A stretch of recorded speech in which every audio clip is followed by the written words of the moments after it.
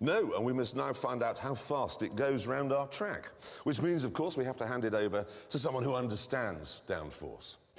Some say that to unlock him, you have to run your finger down his face, like that.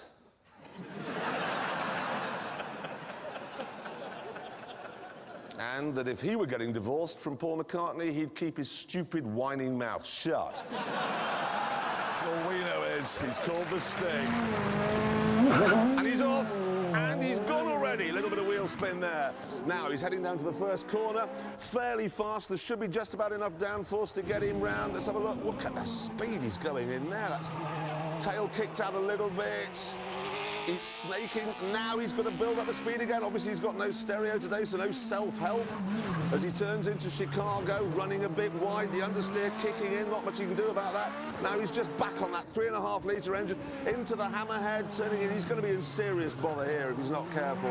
Yeah, understeer again, then oversteer, then understeer, then oversteer, and now he can get back on the power. This will be phenomenal through the follow-through. 3G through there, easy peasy. Getting on for Formula 1 levels of grip. Through the tyres, God, that's quick. Now he's got more bother again because he's got to go slowly for the second to last corner, turning in. Held that one very nicely. Last corner again, running wide and across the line. Now, this is, despite the handling issues, shall we say, we are expecting this to be pretty fast. Mixing it up here with the top crowds, the 118s, the 117s, the 119s. It actually did it in 1 minute, 10.6.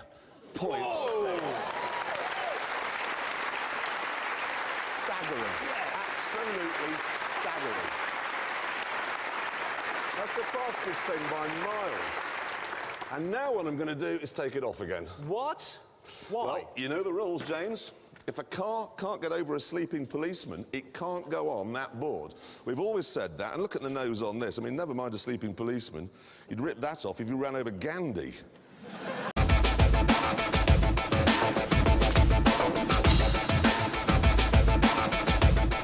Our track, which means we must hand it over to our tame racing driver. Some say he naturally faces magnetic north and that all his legs are hydraulic. All we know is that he's called the Stig. It's called the DBR9, has an all-carbon fibre body, so it weighs nearly a ton less than the standard DB9. And yet its V12 chucks out 600 brake horsepower.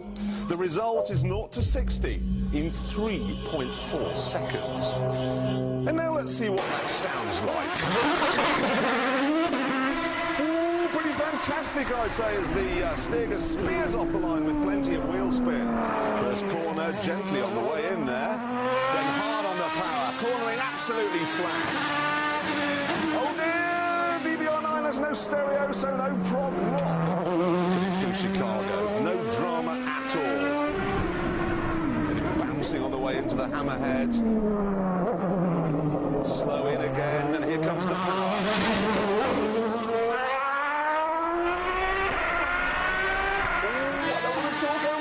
That is amazing. That is not 200 miles an hour, by the way, on the speedo, because this car is in euros. Very quick through the tyres. This is really fast, I have to say. He's turning in now, downforce working with him. Coming up to Gambon. Can you guess that one right? We're on for a quick time. There we go.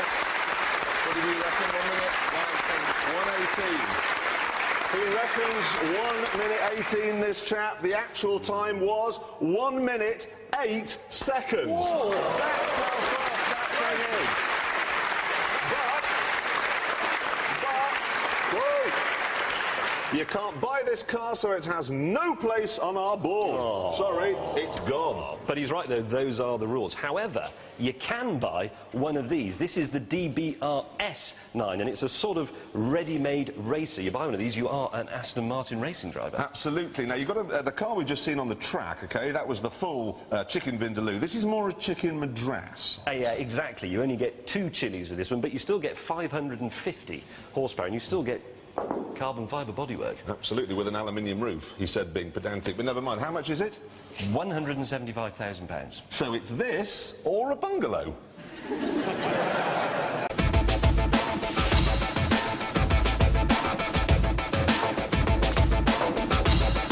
While they're dithering about making up their mind, it is time now to find out how fast this one, the R, goes round our track. And of course, that means handing it over to our tame racing driver. Some say his nipples are explosive. And that he's recently had a Mexican... I mean Brazilian! Why did I say that? I'm sorry, Mr. Ambassador. Anyway, all we know is he's called the Stig! And he's off. And I can't imagine this is going to take very long. V12 AMG Fury powering towards the first corner. Here we are, so much grip in this car. It is just gliding through. Ooh, bit of a four-wheel drift there. No stereo, of course, just 12 cylinders singing. Actually, not singing, shouting. It's actually very wide through Chicago, so how will he attack Hammerhead?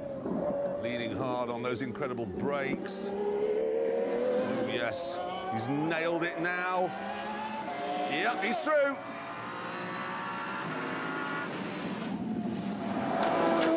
Really opened the taps now. Kept a steady throttle through the follow-through. Unsettled a bit by the bump on the apex. Stig not scared. 2 corners left. It stays, look, it's so flat. It actually looks undramatic. Oh, a spit of flame into Gambon and across the line. Have the time here. It did it in 1 minute. 26.7. No. No, I'm lying. All right. 1 minute, 8.5.